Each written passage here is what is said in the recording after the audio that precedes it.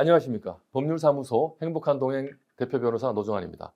먼저 노박사의 중대재해연구소 채널을 방문해 주신 여러분께 감사의 말씀을 드립니다.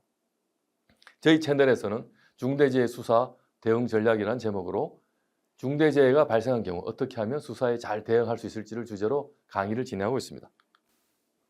오늘은 6번째 강의입니다. 중대산업재해가 발생하면 기업 대표이든 실무자이든 간에 가장 큰 관심을 갖게 되는 주제입니다. 과연 회사 대표가 처벌 대상이 되는가? 어떻게 하면 이 부분 수사에 잘 대응할 수 있는가? 라는 문제를 살펴보겠습니다. 회사의 대표이사도 크게 두 종류가 있습니다. 상법상 공동대표이사는 공동으로만 대표이사 행위를 할 수 있도록 되어 있습니다.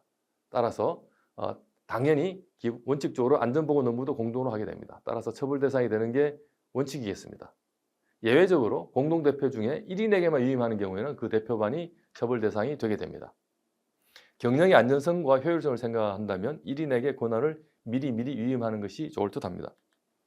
각자 대표이사를 한번 보겠습니다. 각자 대표이사는 각자 대표이사 행위를 할 수 있습니다. 내부적으로는 업무를 분담하는 경우가 많습니다.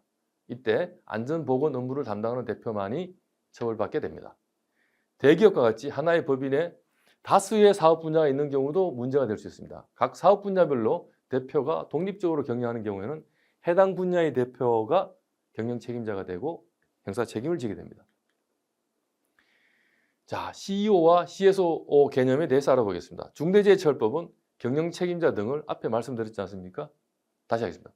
CEO와 CSO 개념에 대해서 알아보겠습니다. 중대재해처벌법은 경영 책임자 등의 개념을 사업을 대표하고 사업을 총괄하는 권한과 책임이 있는 사람, 이게 바로 CEO에 관련된 내용입니다.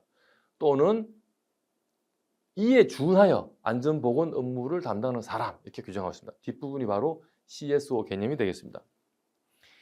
CEO란 이른바 최고 경영자의 의미를 말하고 보통 대표이사를 지칭합니다. CSO란 안전 담당 임원을 의미하는데 여기서 이 안전보건 담당 임원이란 이름만 안전보건 담당이라 해서는 안 되고 안전보건 조직, 인력, 예산 등의 업무를 총괄하고 대표이사와 마찬가지로 업무를 총괄하고 전적인 권한과 책임을 가지는 경우만을 의미합니다.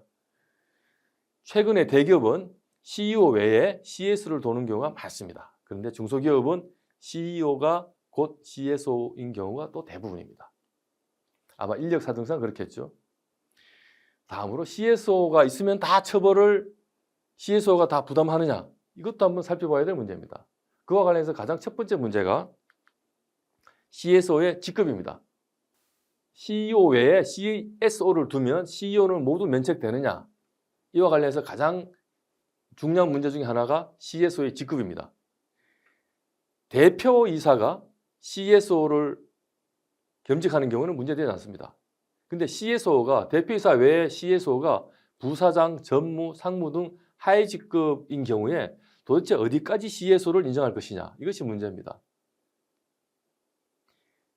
법령의 규정상 CSO는 CEO에 준하는 이런 표현을 갖고 있습니다. 다시 말해서 대표이사에 준하는 정도의 고위 직급이어야 된다는 게 법 해석이고 너무 낮은 직급은 인정이 어려울 수도 있다. 그래서 직급이 높을수록 인정되기 쉽고 대표이사급이면 가장 좋고 부사장급까지는 크게 문제 없겠습니다만 전무급일 때는 이런저런 사정을 살펴봐야 될 경우가 있을 걸로 보입니다. 자, 다음으로 CEO가 CS를 두면 CEO는 모두 면책되는가? 이와 관련해서는 중요한 논쟁이 있습니다. 먼저 노동부 입장을 보겠습니다. 노동부 입장은 책임설인데 경영 책임자에 준하여 안전보건 업무를 담당하는 사람 CSO가 선임되었다는 사실만으로 경영 책임자, 대표이사의 형사 책임은 면제될 수 없다라는 입장입니다. 이 입장은 최고 경영 책임자의 책임 회피를 막기 위한 견해로 이해됩니다. 바지 사장을 두면 어떻게 하느냐? 그러니 CSO가 있건 말건 CEO를 처벌하자, 이런 입장인 거죠.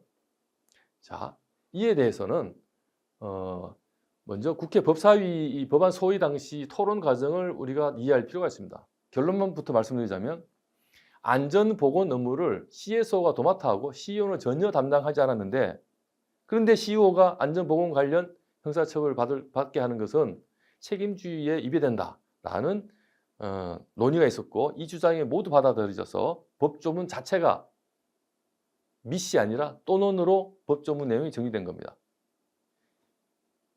CEO 및 CSO가 아니라 CEO 또는 CSO 이렇게 법조문이 정리됐다는 뜻입니다. 그리고 CSO가 바지라면 어떻게 되느냐? 이 책임서를 해야 하더라도 CEO가 CSO가 있고 CSO가 전적인 권한과 안전보험 관련 권한과 책임을 행사한다면 CEO는 처벌받지 않는데 이 CSO가 바지라면 결국 CEO가 다 권한을 행사한다는 뜻이 아닙니까? 그러면 이 CSO는 법에서 규정하는 진정한 CSO가 아니기 때문에 CEO는 면책될 수 없습니다. 따라서 면책설이라는 기존의 통설에 의하더라도 노동부가 우려하는 이런 일은 생기지 않을 것이다. 따라서 결론은 면책설로 이해하는 게 맞겠습니다. 그럼 그 판단 기준을 어떻게 할 것이냐? CSO를 두고도 처벌받는 경우는 어떤 경우에만 가능한가? 이것은 안전보건 결제 여부에 따라 결정되겠습니다. CEO가 안전보건 관련 인력과 조직 예산 편성 등을 CSO로부터 보고받고 직접 결제한다면 CSO는 바지에 불과하기 때문에 최종 의사결정권자인 CEO가 모두 책임된다는 그런 뜻이 됩니다. 따라서 CEO가 처벌받지 않으려면 CSO가 안전보건 관련 최종 의사결정을 한다는 권한위임 규정이 사전에 회사 내부에 있어야 되겠죠. 그리고 CSO가 모든 이런 관련 내부 의사결제 과정에 최종 결제를 했다는 각종 문서나 전자결제 서류가 구비되어야 할 것입니다. 만약에 안전보험 관련 인력 조직 예산 관련 결제 서류에 CEO가 대표이사가 직접 사인했다면 그 대표이사는 처벌받을 확률이 높아질 것입니다. 자, 그리고 이것도 한번 고민해 볼 문제입니다. CEO가 대표이사는 안전보건에 관심도 갖지 말아라? 그런 뜻인가? 저는 그렇게 보지 않습니다. CEO와 관련하여 되게 재미난 규정이 하나 있습니다. 산안법 제14조에 의하면 CEO는 이사회에 안전보건 계획을 수립하여 보고하고 승인받을 의무를 규정하고 있습니다. 다시 말해서 CEO는 안전보건과 관련된 의사결정 과정에 완전히 동떨어져 있으면 안 된다 이런 뜻이 되겠죠. 그래서 최고 경영 책임자, 대표이사, CEO가 안전보건에 관심을 가졌다는 이유만으로 처벌받을 수는 없다는 것이 저의 결론입니다. 그래서 결국 중대재해처벌법과 산안법의 14조 규정을 조화롭게 해석을 하면은 최종 의사결정은 CSO가 다 하지만 사후에 보고를 받거나 평소에 관심을 표명하거나 이사회 개최를 위해서 부득이 그와 관련된 내용을 확인하거나 하는 정도 가지고는 CEO가 CSO의 업무를 겸직했다고 볼 수 없고 따라서 처벌받아서는 안 된다라고 이해되겠습니다. 자, 여러분, 이것으로 오늘 6번째 강의를 마치겠습니다. 오늘 강의 들으시면서 CEO가 처벌받지 않으려면 CSO를 두고 또 안전보건과 관련된 경영에 대해서는 참여하면 안 된다라는 해법을 찾으셨으리라 믿습니다. 그리고 관련 수사에서 CEO가 아닌 CSO가 안전보건 관련 결정권을 행사했다는 관계자들의 진술, 결제 서류와 같은 인적, 물적 증거가 중요하다는 것도 알게 됐으리라고 생각합니다. 더 재미있고 유쾌한 그리고 즐거운 7번째 강의로 찾아뵙겠습니다. 노박사의 중대재해연구소였습니다. 감사합니다.